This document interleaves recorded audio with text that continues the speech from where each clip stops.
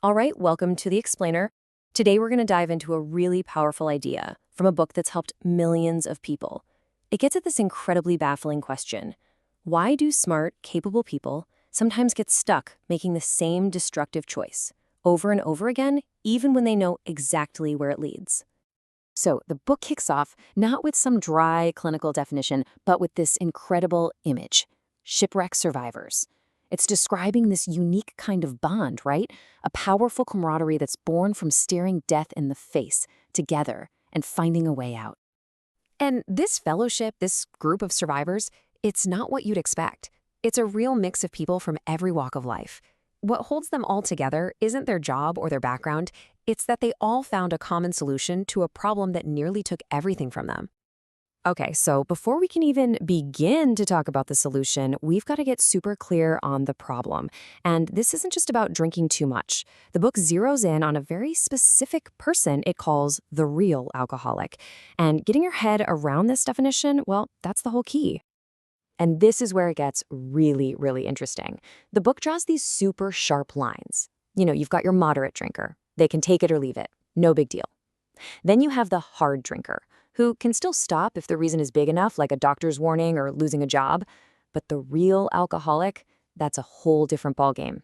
For them, once they start, it's like a switch is flipped. All control is just gone. And this creates this incredible Dr. Jekyll and Mr. Hyde situation. You can have someone who is brilliant, kind, sensible, just a wonderful person in every other area of their life. But when alcohol enters the picture, something else takes over. They start behaving in ways that literally pull the whole structure of their life down around them.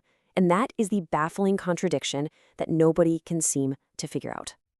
So this all leads to the big, frustrating question that everyone asks.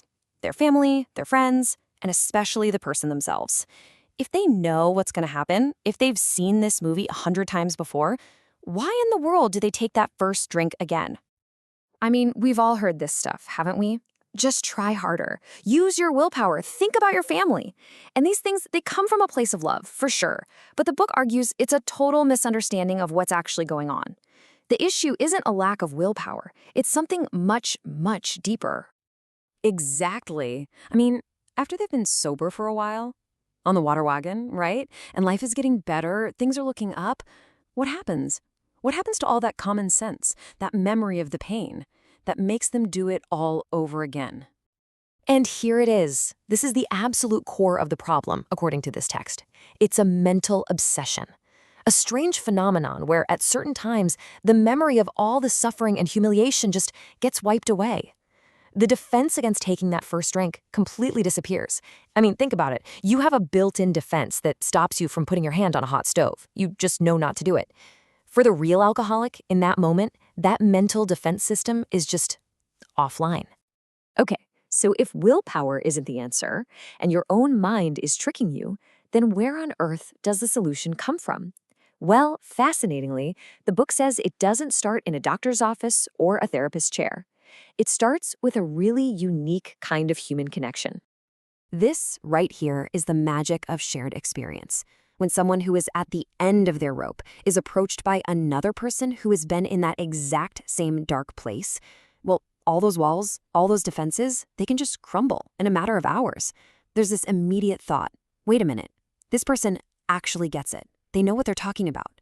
And that creates a kind of trust that is almost impossible to build otherwise.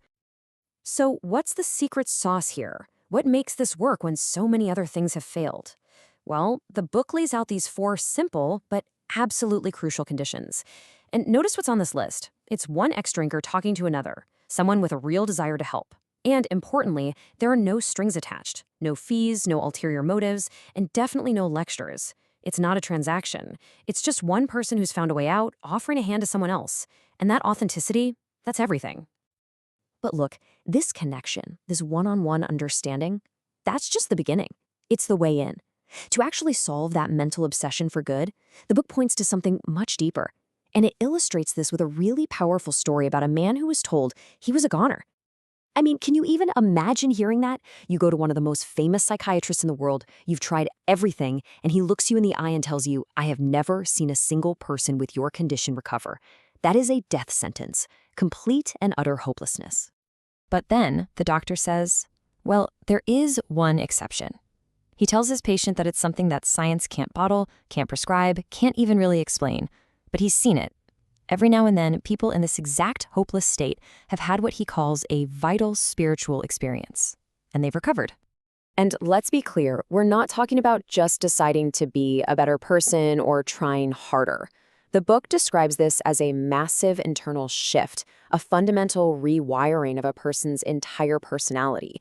It's like all the old ideas, emotions, and attitudes that used to run the show are just tossed aside, and a completely new way of thinking and living takes over. And that just brings everything into sharp focus, doesn't it?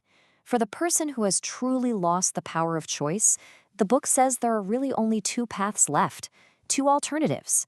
You can go on to the bitter, predictable end, or you can become willing to seek that profound internal change, to accept spiritual help. And that, right there, is the big, radical idea we've been unpacking today.